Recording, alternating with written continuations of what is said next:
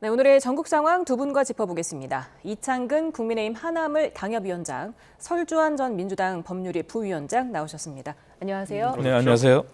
네, 오늘로 벌써 12.3 비상계엄이 50일이 지났더라고요. 그리고 또 오늘 공수처가 세 번째 대통령에 대한 강제 구인 혹은 현장 조사를 시도를 했는데 오늘도 결국 불발이 됐습니다. 어떻게 보셨습니까? 공수처가 이제 명분 쌓기용으로 볼 수 있는 그러한 시도를 계속 하고 있는데 사실은 예견된 상황입니다. 왜냐하면 대통령 측의 계속 일관된 입장은 공수처가 수사하는 것이 맞지 않다, 불법 수사다. 그리고 체포 영장에서부터 적부심 청구 그리고 구속영장에 대해서도 응할 수밖에 없었지만 거기에 대해서 계속 반발하고 있는 상황이고요. 그래서 앞으로 공수처가 지속적으로 명분 쌓기용일지 모르겠지만 계속 시도를 할 겁니다. 하지만 대통령이 응할 리는 없다고 보고요. 그리고 대통령은 이미 전략을 바꿔서 헌재에 충실하겠다. 그래서 헌재를 통해서 공개 변론을 통해서 내가 계엄을 할 수밖에 없었던 그런 이유, 그리고 계엄 당시의 상황들이 언론이나 이제 수사기관에서 보는 그런 식의 시각이 아니라 나는 합당했다. 그렇게 이제 계속 강변하고 그렇게 주장하려는 그러한 상황으로 봐야 되겠죠. 예. 그러면 이제 공수처의 남은 카드는 무엇인가? 그냥 검찰로 넘어가는 것인가? 어떻게 전망하세요? 이제 저는 기관의 자존심을 지켜야 한다고 생각합니다. 지금 저는 공수처가 충분히 잘했다고 생각합니다. 뭐 지금까지 할 역할은 충분히 다 잘했다고 생각을 하고요. 여기서 더 어떤 수사에 대한 불발이 계속 이어진다고 한다면 오히려 공수처 자체에 대한 무능함을 스스로 입증하는 것밖에 안 된다고 생각을 하거든요. 적절한 시기에 꼭 27일이나 28일이 아니라 아니면 뭐 지금 검찰과 협의가 된 기간인 예를 들어서 뭐 10일을 다 채울 것이 아니라 하루라도 빨리 이제 검찰에게 오히려 검찰에서 이 사건에 대한 기소권은 검찰에 있습니다. 공수처에 없습니다. 그러면 기소를 하려면 뭐가 필요합니까? 공소장이 필요합니다. 그러면 정말 자세하고 정치하고 논리적인 그리고 증거 자료라든지 이런 것들이 충실히 들어간 공소장이 작성이 돼야 된다고 보면 오히려 검찰에 공소장 작성할 충분한 시간을 줘야지만 저는 된다고 봅니다. 그렇지 않으면 이 10일이란 검찰이 가지고 있는 시간 10일도 굉장히 짧다고 볼 수 있거든요. 그런 의미에서라면 저는 공수처가 조금 조속한 시일 내에 그리고 기관의 자존심 그리고 기관의 어떤 그 능력을 충분히 지금 인정받는 상황에서 어떤 사건을 이첩을 함으로써 이 공수처의 존재감을 확인받을 필요가 있다라고 생각을 합니다. 네. 어제도 지금 공수처는 강제 구인을 시도했지만 결국 불발이 됐습니다. 어제 윤 대통령이 헌재에 출석을 했다가 끝나고 병원 진료를 받고지 않았습니까? 밤 9시 넘어서 구치소로 돌아왔기 때문에 실패를 한 건데 공수처가 병원에 간 사실을 모르고 있었어요? 뭐 공수처장이 오늘 인정을 했죠. 숨바꼭질이라는 표현을 쓰면서 사실 공수처 입장에서는 굉장히 비난을 받을 수 있는 그러한 상황이 난감한 상황이 왔죠. 하지만 법무부가 윤 대통령의 동선에 대해서 공수처에 알려야 될 의무는 없습니다. 그리고 현재 형의 집행 및 수용자의 처우에 관한 법률에 보면은 그 법률에도 사실 미비점이라 볼 수 있어요. 그 법률의 5조의 3을 보면은 수용자의 처우 개선을 위해서 협의체를 구성할 수가 있습니다. 하지만 그 협의체 구성에 공수처가 빠져 있습니다. 하지만 그 협의체에 검찰은 들어가 있습니다. 그 부분만 보더라도 사실 공수처가 지금 하고 있는 부분에 대해서 미비점 그리고 공수처가 기소 권한이 없는 부분 그런 분들 종합해서 봤을 때 앞으로도 대통령의 어떤 일정은 경호상의 이유로도 아마 공유를 안 될 수도 있습니다. 하지만 구치소는 또 법무부 소관이거든요. 그렇기 때문에 당연히 법무부는 알 수밖에 없는 거고요. 왜냐하면 미결 수용자를 하더라도 진료나 병원을 가야 될 경우에 작게는 구치소 소장부터 그리고 크게는 법무부의 승인을 받아야 되기 때문에 알 수밖에 없지만 그 아까 말씀드린 형의 집행 및 수용자 처우에 관한 법률의 미비점 그런 부분들을 종합해서 봤을 때 공수처가 앞으로도 이러한 부분에 처할 수 있다. 그렇기 때문에 하루속히 말씀하신 것처럼 공수처가 어느 정도 마무리가 됐다면 계속 이렇게 해서 대통령을 조사를 강행하는 게 아니라 빨리 정리를 해서 기소 권한이 있는 검찰로 넘겨서 상호간에 협의했는 부분이 10일, 10일이라고 했지만 10일, 10일을 고집할 게 아니라 빠르게 정리를 하는 것이 혼란을 줄일 거라고 저는 생각합니다. 네, 그래서 법무부가 공수처 안 알려줬나 했더니 조금 전에 승인된 기사를 봤더니 법무부가 공수처에 일정을 알렸다고 하네요. 이제 그 시점이 어느 정도 뭐 사전인지 아니면 그 직후인지 이 부분은 조금 확인이 돼야 될 것 같습니다. 이건 시점에 어떤 문제가 가장 생길 것 같기 때문에 사후적으로 이걸 통지를 한다는 것은 뭐 공수처로서는 당연히 모를 수밖에 없었던 것이고, 이제 공수처가 이제까지 생각을 해보시면 구속 피의자가 지금 윤석열 대통령이 처음입니다. 이제까지 모든 사건에서 구속영장이 발부가 안 됐었어요. 근데 구속 피의자를 지금 수사를 하는 것이 최초이다 보니까. 근데 그 최초가 대통령, 현직 대통령이기 때문에 지금 이러한 조금 전 수사 과정에서의 미숙함을 좀 보여주고 있다. 원래 구치소라든지 어떤 교정시설과 굉장히 긴밀한 협의를 합니다. 검찰 같은 경우에는 수사를 할 때 예를 들어서 일반인 접견들이 있는 경우에는 일반인 접견 같은 경우는 다 녹음이 되거든요. 대화가 녹취가 되고, 그렇다고 하면 그 대화 녹취도 전부 다 확인을 합니다. 그래서 어떤 수사를 어떤 증거 훼손이라든지 수사와 관련한 내용 등을 다른 뭐 가족들이나 제3자와 얘기하지 않는지 이런 부분들을 다 수사에 참고를 하고 있는데, 지금 그런 부분에서는 공수처가 상당히 이 구속 피의자에 대한 수사를 처음 하다 보니까 상당히 좀 미숙함을 드러내고 있는 것은 아닌가라는 생각이 들고요. 저는 이번 사건이 정말 해프닝일 수도 있지만은 공수처로서는 상당히 자존심이 상할 수밖에 없었던 것이다라고 생각을 하지만, 이제는 저는 이런 감정 싸움이 돼서는 안 된다. 이 사건은 정말 그 국가에 있어서 정말 중요 범죄거든요. 그리고 앞으로도 다시는 있어서는 안 되는 범죄인데, 그렇기 때문에 오히려 이번 수사가 굉장히 중요합니다. 근데 지금에 보여주고 있는 것은 오히려 대통령 측과 공수처가 마치 서로를 골탕 먹이듯이 어떤 감정 싸움을 하고 있다는 느낌밖에 들지 않거든요. 그런 부분에서는 공수처가 이제는 좀 현명하게 냉정하게 판단할 필요가 있다고 저는 보입니다. 예, 감정 싸움 하는 것 같다고 말씀해 주셨는데 공수처는 윤 대통령에 대해서 변호인 말고는 사람을 만나지 못하게 했고, 서신조차 보내고 받는 걸 하지 못하게 만들었습니다. 이게 윤 대통령 측에서는 당연히 크게 반발했죠. 이건 어떻게 보셨습니까? 대통령 측에서는 반발을 할 수도 있는데, 사실 과거 물론 현직에서 구속된 상황과 대통령을 퇴임한 이후에 그렇게 이제 구속된 상황과 비교해 봤을 때 가까이는 이제 박근혜 전 대통령과 이명박 전 대통령 볼 수 있는데요.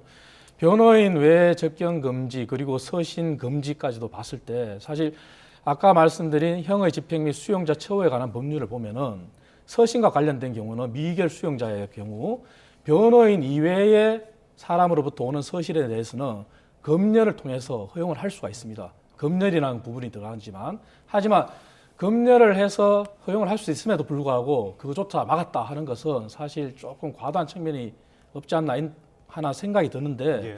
공수처 입장에서는 또 그런 것 같습니다. 대통령이 지금까지 공수처 수사에 단 한 번도 제대로 협조한 적도 없고, 체포영장이 발부된 이후에 한 차례 수사를 받았지만 그때도 거의 묵비권을 행사했지 않습니까? 예. 그러다 보니 공수처에서 보는 시각은 대통령이 행여나 대통령실이나 경호처와 이렇게 서신을 통해서 어떤 증거인멸에 나서는 거 아니냐 하는 그런 우려를 하는 듯한 생각을 가질 수 있는데요.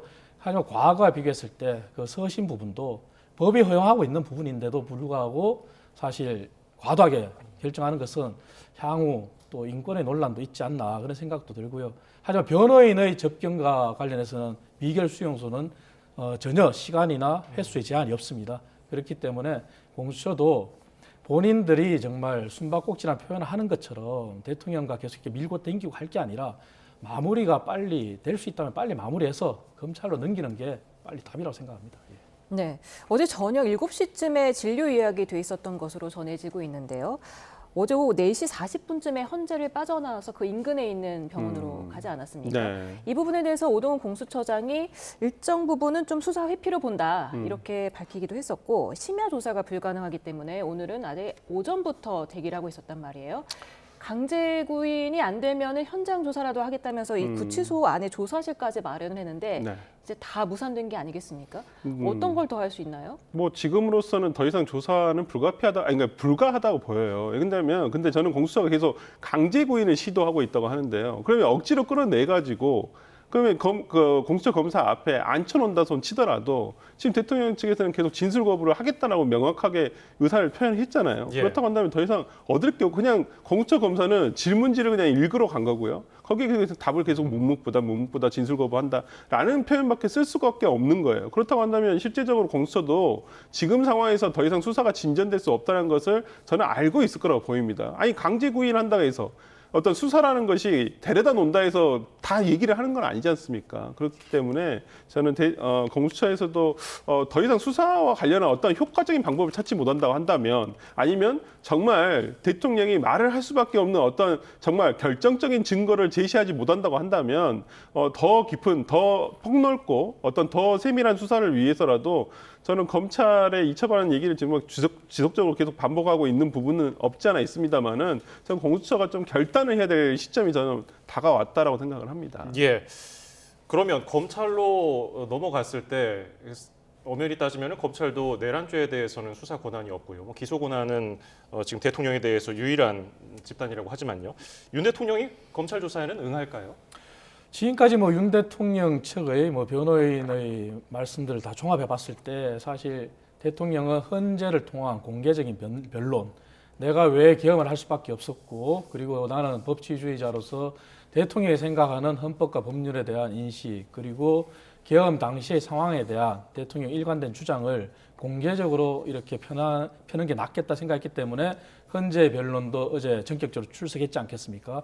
그렇게 본다면은 검찰 조사도 구속 기소를 앞두고 검찰에서 하는 조사도 사실은 밀폐된 공간에서 수사관과 하는 그런 조사인데 대통령이 응할 거라고는 생각하지 않습니다. 대통령 입장에서 봤을 때는 헌재를 통한 탄핵 심판이 우선이고, 그리고 그 다음에 구속 기소가 된다면은 법원에서 다퉈야 될 형사 재판 부분은 차후의 문제다 이렇게 생각하시는 것 같아요. 그렇기 때문에 검찰 조사에도 아마 대통령은 응하지 않고 지금까지 보여준 그러한 일관된 자세로 헌재는 공개적으로 적극 변론, 수사에 대해서는 일단 묵비권 행사한 것처럼 응하지 않을 그런 가능성이 크다고 봐야 되겠죠.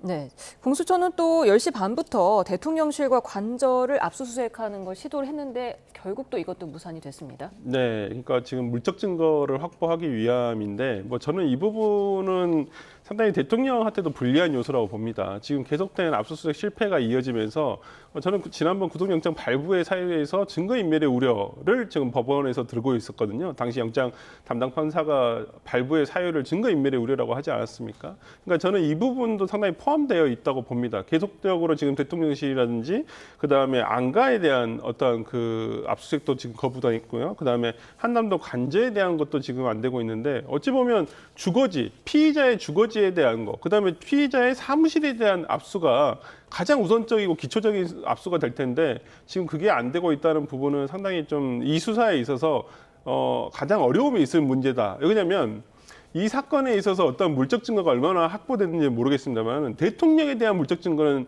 상당히 확보가 어려웠을 거라 생각합니다. 그러면 나중에 이 수사 재판 과정에서는 결국 주변인들의 어떤 진술 증거밖에는 남지가 않거든요. 근데 진술 증거만으로 어떤 이 판단을 하기에는 좀 어려움이 있을 것이라고 보이고요.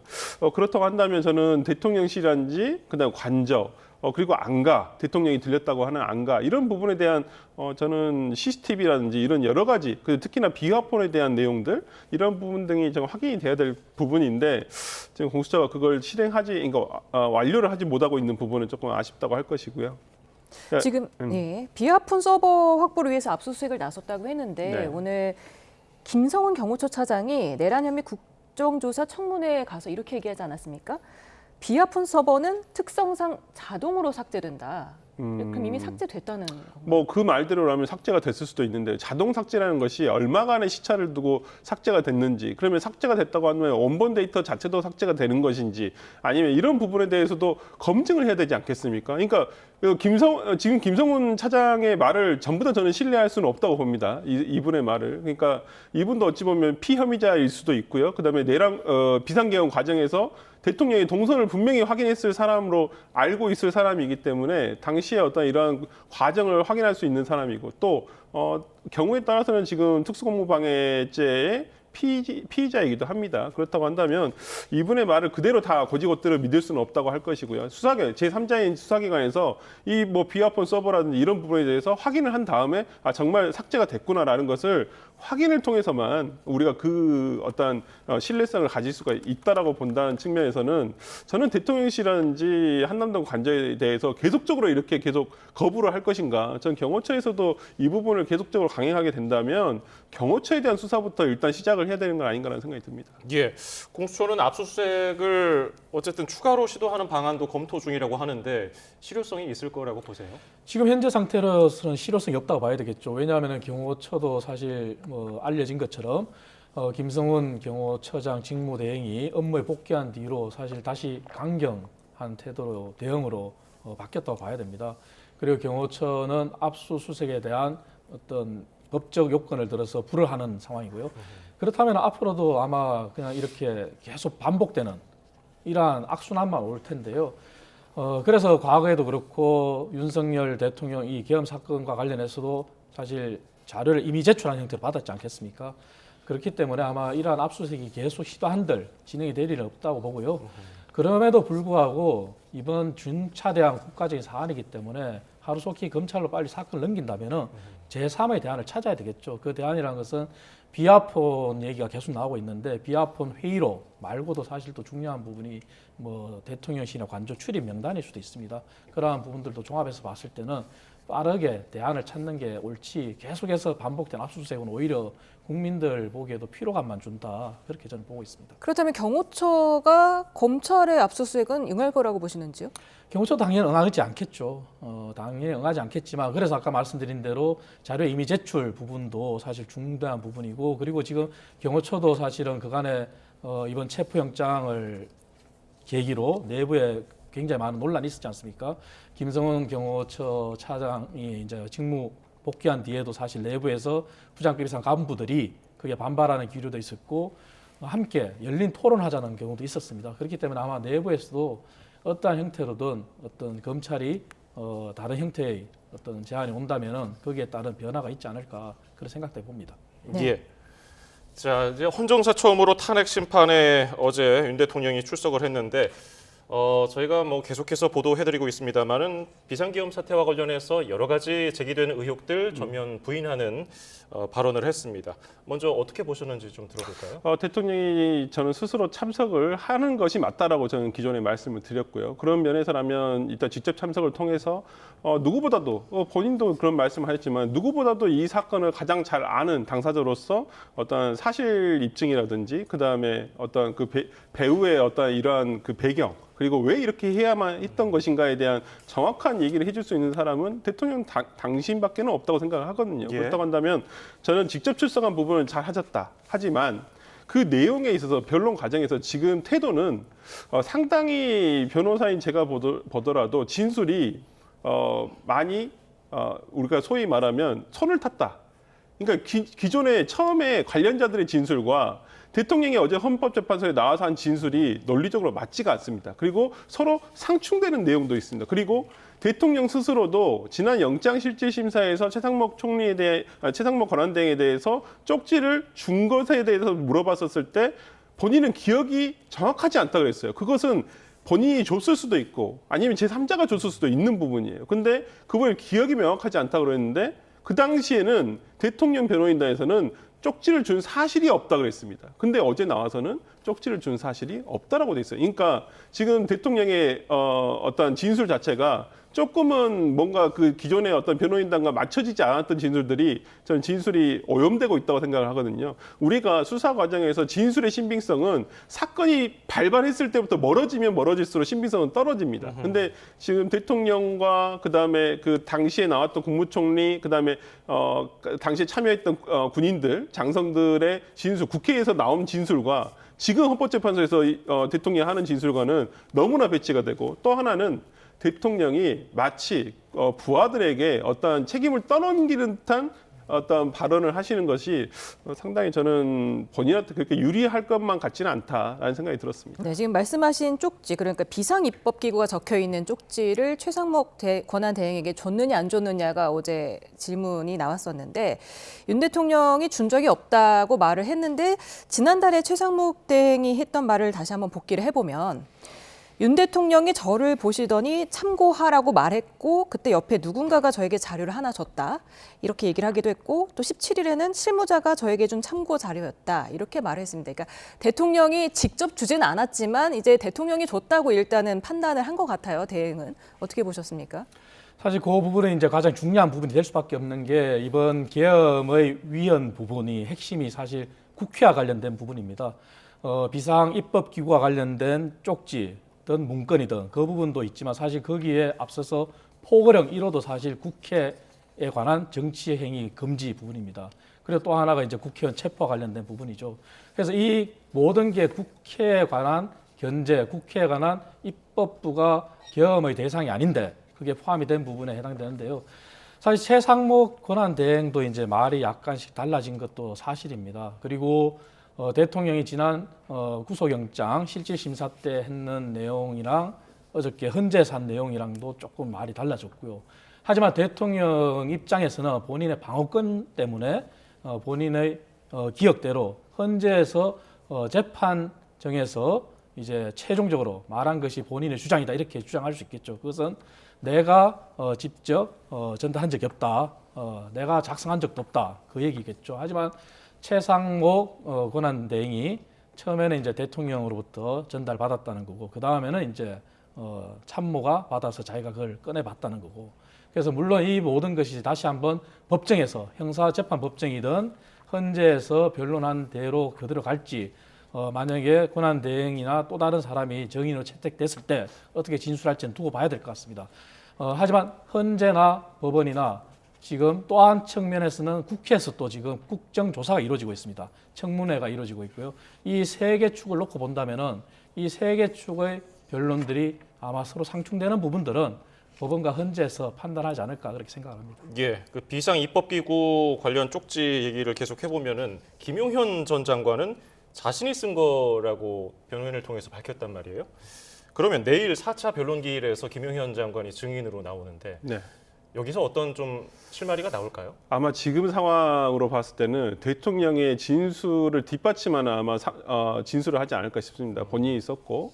근데 이게 말이 안 맞는 게 그 당시에 계엄 직후에 박완수 계엄사령관이 이 포고령을 받고 나서 이것을 김용현 장관에게 그렇게 말했다고 진술했거든요. 이거 법무검토 해야 되는 거 아닙니까? 라고 했었을 때 김용현 국방부 장관이 당시에 이거 법률검토 다 끝난 거다. 근데 김용현 전 장관 측에서 그런 얘기를 했었어요. 이 포고령에 대해서 대통령이 법전을 가져다 놓고 이걸 찾아보면서 확인을 했다라고 했어요. 그러니까 저는 법무검토를 거쳤다는 부분에 대해서는 김용현 장관 측이 얘기하는 부분이 대통령이 이걸 법전까지 가져다 놓고 봤기 때문에 어떠한 법률적인 검토를 끝났다. 그래서 박완수 계엄사령관이 이거 검토를 좀 해야 되는 거 아닙니까? 라고 했었을 때 이미 그 부분에 대한 검토가 끝났다라고 얘기를 했다는 것이거든요. 그러면 본인이 작성을 했더라도 이 부분과 관련해서 대통령이 어느 정도 개입이 돼 있었는지 아니면 대통령은 분명히 포고령에서 통행금지라는 야간의 통행금지에 대해서 삭제를 요청했단 말이에요. 그러면 이 부분을 본인이 그냥 부주의로 간과했다라는 얘기는 말이 맞지가 않습니다. 그리고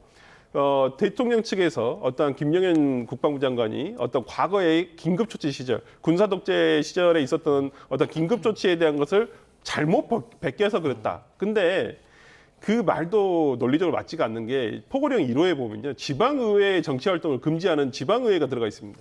근데 지방자치는 1995년도 6월 27일에 그때 제1회 지방자치 선거를 실시함으로써 우리나라에서 지방의회가 생긴 거예요. 근데 과거 70년대는 있지도 않았던 지방의회를 어떻게 포고령에서 찾을 수가 있습니까? 그건 말이 안 된다고 저는 보고 잘못 뺏긴 게 아닙니다. 의도적으로 이렇게 쓴 것이고 특히나 말도 안 되는 게 5호에 보면 의사에 대한 처단이 있습니다.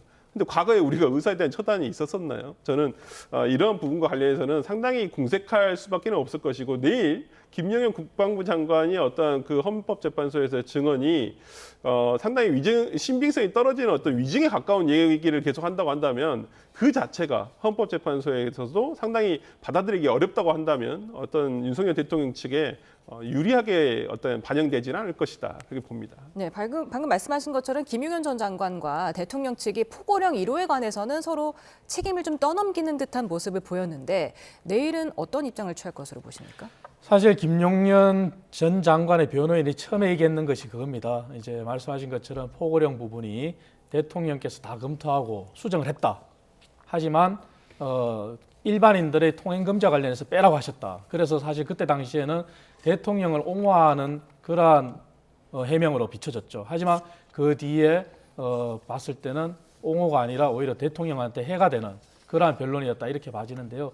포고령과 관련해서는 무엇보다도 제1호 이 부분이 가장 큰 문제고 그리고 특정 집단 그게 의사들이 되겠는데요. 그 부분에 대한 처단 그거는 직업 자유의 선택과 관련된 헌법 위반일 수도 있습니다. 그리고 언론 통제도 그렇고요. 그래서 이 모든 것을 종합해서 봤을 때 김용년 장관 측 변호인이 지속적으로 변호를 하면서 해명한 것이 오히려 윤 대통령한테는 어떤 부메랑으로 돌아온 상황이고 윤 대통령도 포고령과 관련해서 본인이 아니라 김용년 장관이 뺏겼고 그것을 본인이 모른다 이렇게 가고 있는데 내일 헌재에서 어떻게 이제 정언이 될지는 봐야 되겠지만 지금까지 왔는 부분들이 사실은 일관성에서는 조금 미흡한 것은 사실입니다. 하지만 그럼에도 불구하고 대통령은 대통령 입장에서의 방어권으로 본인의 주장을 할 것이고 김용년 전 장관은 대통령의 주장을 뒷받침할 정언을 할지 아니면 본인도 본인의 방어권을 위해서 주장을 할지는 두고 봐야 되지만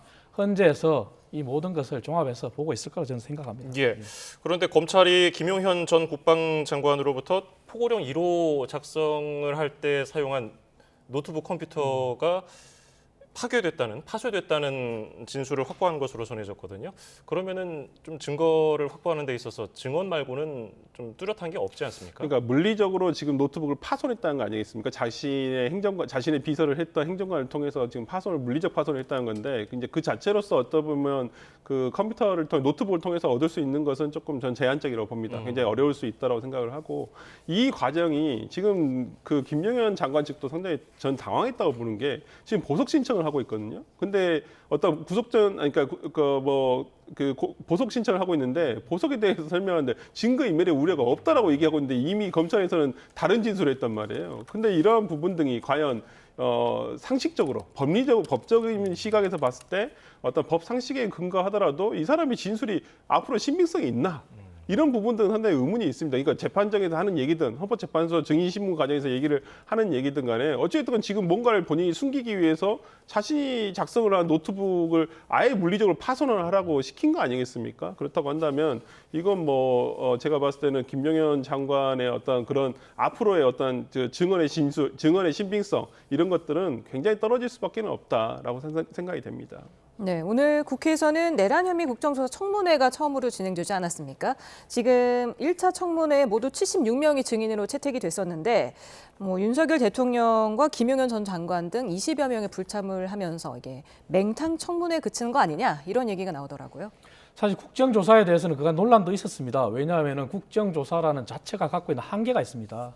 그 한계는 국정조사에서 할 수 있는 것이 청문회를 통해서 정인을 채택하고 그 정인이 출석하지 않거나 만약 위증을 하거나 그럴 경우에 처벌할 수 있는 조항은 있지만 그 조항이 사실은 징역 3년 이하나 벌금 1천만 원 이상 또는 3천만 원 이하 그게 불가합니다. 그래서 그간의 국정감사 때도 수많은 정인이 출석하지 않고 하더라도 제대로 된 처벌이 내려진 적이 거의 없습니다. 그래서 국정조사의 무용론도 있었는데요. 그러한 부분을 종합해서 놓고 봤을 때 과연 이 국정조사가 앞으로도 계속 힘을 받을 수 있을까 하는 의문이 있습니다. 그리고 국정조사에서 또 대통령한테 동행명령장을 발부하고 이렇게 보여주기식 국정조사를 하는데 민주당 입장에서 봤을 때 계속 국정조사를 끌고 가고 싶겠지만 이 부분 자체가 어떻게 보면은 지금 민생을 챙기고 나라가 정상화 가야 되는 상황에 수많은 정인들을 채택해서 가는 상황에 오히려 더 국정을 마비시킬 수도 있습니다. 그렇기 때문에 이 국정조사를 민주당도 계속 고집할 것이 아니라 그리고 대통령도 수사를 회피할 게 아니라 당당하게 수사에 임하고 그래서 헌재와 법원에서 빠른 판결이 내려가는 것만이 혼란을 수습하는 길이지 국회에서 더 이상 계속 진행하는 것은 혼란 수습에 결코 도움이 되지 않는다 이런 말씀드리겠습니다. 예, 여당에서는 대통령 망신 주기라고 반발하고 있는데 이 점 어떻게 보셨습니까? 저는 정치적 목적이 있다 봅니다. 원래 국정조사라는 것은 수사에 앞서서 진행을 하는 것이 보통 일례적이에요. 아까 그 이창근 위원장께서 잘 말씀해 주셨듯이 국정조사가 가지는 한계가 그거거든요. 그러니까 수사 지금 거의 다 진행이 돼 버렸고요. 어찌 보면 주요 관련자들은 이미 구속 기소가 돼 있는 상황입니다. 근데 지금 어찌 보면 이 비상계엄 상황에서 주변에 있었던 사람들에 대해서 하는데 조금 좀 무용론이 있을 수는 있습니다만은 그래도 오늘 홍장원 국정원 제1차장의 어떤 증언 등을 살펴보면 상당히 의미 있는 내용들이 진술들이 많이 나온 것으로 보이고 그 당시에 있었던 이들에 특히나 대통령의 지시사항이나 이런 부분에 대해서는 상당히 좀 신빙성이 높은 저는 진술이 나왔다고 생각을 합니다. 그런 의미에서 저는 오늘의 어떤 이 내란 국정조사 특별위원회가 가지는 의미를 찾을 수 있을 것이라고 생각을 하고요. 대통령에 대해서 뭐 계속 동행명령장을 발부를 하더라도 대통령이 지금 헌법재판소도 가야 되고 그다음에 지금 수사도 계속 거부를 하고 있는 상황에서 국정조사까지는 아마 좀 물리적으로라도 힘들지 않을까라는 생각이 들어서 저는 오히려 이렇게 홍장원 1차장이라든지 당시 비상계엄과 관련해 가지고 가담자가 아닌 그렇지만은 이 상황을 알고 있었던 사람들에 대한 어떤 증언 등을 통해서 당시의 비상계엄에 대한 어떤 이 범죄적 정황 등을 더욱더 이렇게 확고하게 만들어줄 수 있는 배경을 우리가 쌓아줄 수 있다는 부분에서는 저는 나름대로 그래도 특위가 가지는 의의는 있다고 저는 생각을 합니다. 네, 지금 구속된 사람도 동행 명령을 내릴 수가 있는 겁니까? 뭐 가능은 합니다. 하긴 하는데 일단 수사와 관련이 되게 되거나 아니면 본인의 어떤 재판과 관련이 되게 된다면 그 증언 거부도 가능하고요. 그래서 실효적인 어떤 그런 분들에 대한 가담자들에 대한 실효적인 어떤 증언을 이끌어내기는 굉장히 어려울 것이라 생각이 들어서 오늘 뭐 이상민 전 행안부 장관 같은 경우도 계속 증언 거부하지 않았습니까? 저는 그런 부분에서는 조금 어렵지 않을까 생각됩니다. 예, 오늘 말씀 여기서 줄이겠습니다. 이창근 국민의힘 하남을 당협위원장, 설주환 전 민주당 법률위 부위원장이었습니다. 고맙습니다. 감사합니다.